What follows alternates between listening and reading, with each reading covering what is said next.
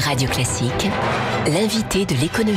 7h20 sur Radio Classique, c'est le patron d'Arianespace qui est donc notre invité ce matin. Bonjour Stéphane Israël. Bonjour. Avant de parler de fusée, je voulais juste vous poser une petite question sur ce qu'on a appris tard hier soir. Cette levée de fonds record de Blablacar, le leader du covoiturage, 200 millions de dollars. C'est un record pour une start-up française, c'est une bonne nouvelle. C'est une excellente nouvelle, ça montre que nous avons en France des entrepreneurs dynamiques, innovants et qui en plus sont capables de lever des fonds parce que dans notre pays, on a toujours et en Europe l'inquiétude d'avoir une difficulté à accéder à ces financements qui sont beaucoup plus nombreux dans la Silicon Valley par exemple. Le projet Blablacar est une réussite vraiment très intéressante et le fait qu'il ait pu lever 200 millions d'euros est une très bonne nouvelle pour notre pays en réalité. Les financements, c'est compliqué en Europe. Vous en avez fait l'expérience avec le futur lanceur Ariane 6 qui a mis du temps à être décidé, simplement à être décidé. Aujourd'hui, c'est en bonne voie ? Ariane 6 est en excellente voie. Ariane 6 a été décidé en décembre 2014 par les États membres de l'Agence spatiale européenne avec une forte impulsion de la France, de l'Allemagne et de l'Italie. Et le 12 août 2015, donc 8 mois après, le contrat de développement d'Ariane 6 a été signé. Il a été confié à l'industrie, Airbus, Safran Launchers et la construction d'un pas de tir qui sera faite par le CNES. Et donc en moins de 9 mois, le programme a été confirmé, il est lancé. Et donc maintenant, tout est en place pour faire Ariane 6 dès 2020, ce qui est un très bon objectif. L'Europe est un peu trop lente face à la concurrence qui aiguise ses couteaux. Je pense à SpaceX, l'américain notamment. Je ne dirais pas ça. Je pense d'abord que l'Europe est très mobilisée. Il y a autour des lanceurs européens, autour d'Ariane, autour de Vega, qui est un lanceur sous maîtrise d'œuvre italienne, beaucoup de volonté, beaucoup de détermination, à la fois des États et des industriels, une vraie excellence industrielle.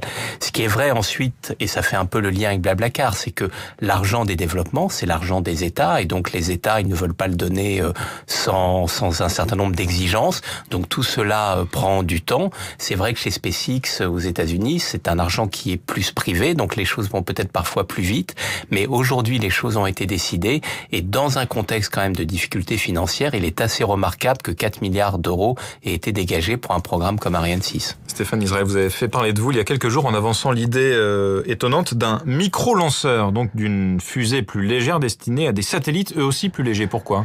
Oui, tout simplement parce que ce qu'on observe sur le marché, c'est qu'il y a de plus en plus de projets de nanosat, de microsat, de minisat. Ce sont des satellites qui vont faire entre 4 et on va dire 150-200 kilos. Alors, on a des solutions pour les lancer déjà. On va déployer la constellation OneWeb avec notre lanceur Soyuz, à la fois depuis l'Europe et depuis la Russie. On va déployer plus de 600 satellites.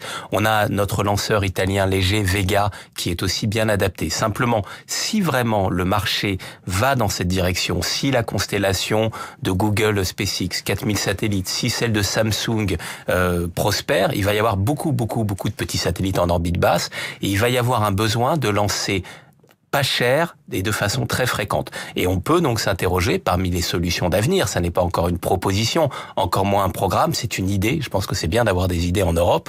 Eh bien, de se dire, après tout, pourquoi pas un micro-lanceur dédié à ces constellations. Qui dit micro-satellite, mini-satellite peut dire le moment venu micro-lanceur. C'était le sens de ma proposition. Pour illustrer ce type de lancement, vous parliez de ce contrat OneWeb qu'Arianespace a remporté d'ailleurs, plus de 600 lancements, une constellation de satellites qui va offrir en fait une connexion Internet à bas coût, c'est ça l'idée ? Oui, alors l'idée c'est effectivement d'utiliser les orbites les plus proches de la Terre, l'orbite basse, pour répondre aux besoins de connexion et de connectivité. Ce besoin, il faut bien comprendre qu'il est double. Vous avez tout le monde émergent, vous avez l'Inde, l'Afrique, l'Asie qui va accéder à Internet quand elle n'y a pas encore accès, et vous avez tout le monde occidental, on va dire au sens large, qui lui va avoir besoin de plus en plus de connexions, c'est-à-dire c'est plus simplement votre ordinateur, votre smartphone, demain c'est votre voiture et l'ensemble de vos objets qui seront connectés.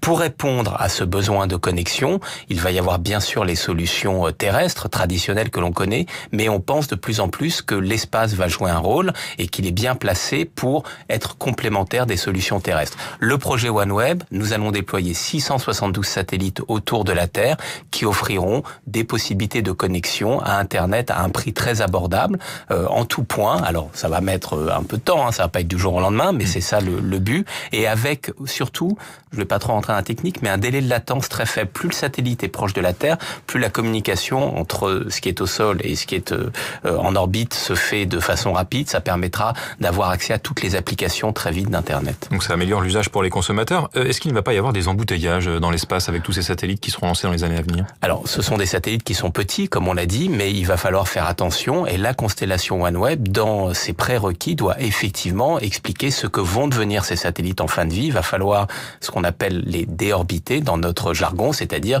que les satellites ne vont pas rester là où ils ont travaillé. En général, on les laisse tomber dans l'atmosphère. Ils se détruisent en rentrant dans l'atmosphère. Voilà. Mais c'est à eux de l'organiser, c'est à eux de le montrer pour respecter ces règles et afin que effectivement l'espace reste propre, ce qui est très important. Arianespace se porte bien, Stéphane Israël. Année record sur le plan commercial pour vous? Alors l'année est très bien partie. Effectivement, le record est fait par ce contrat OneWeb qui est supérieur à 1 million d'euros. Et puis s'agissant d'Ariane, un milliard. Un million. Un milliard. Oui, pas modeste. J'étais dans le micro là. Et donc après, s'agissant d'Ariane 5, nous avons déjà rentré 9 satellites pour Ariane 5, ce qui est très bien. Il va y avoir encore, je pense, d'autres contrats d'ici la fin de l'année. Ce qu'on observe, c'est que nous avons une gamme de lanceurs, précisément, Ariane, Soyuz et Vega, qui chacun répondent à des besoins différents, ce qui nous permet d'accroître notre carnet de commandes. Et puis, il est vrai que par rapport à la concurrence, notre valeur ajoutée, ce qui fait notre force, c'est que nous avons un lanceur extrêmement fiable. Ariane a réussi 67 fois d'affilée, ce qui n'a pas été forcément le cas de nos concurrents cette année. Notamment SpaceX, votre concurrent qui émerge et qui vous taille les croupières et qui est moins cher, mais qui n'est pas infaillible. Il y a eu un échec cette année. Disons que SpaceX a connu ce que nous avons aussi connu par le passé, ce que Proton connaît très régulièrement. Il y a eu un échec et effectivement, nul n'est infaillible. Il n'y a pas de super-homme ni de super-héros. Il y a des bons lanceurs ou des moins bons lanceurs. Et ce qui est certain, c'est que le lanceur Ariane 5 est un excellent lanceur. Merci Stéphane Israël d'avoir été avec nous ce matin, le PDG d'Arianespace, invité de l'économie de Radio Classique.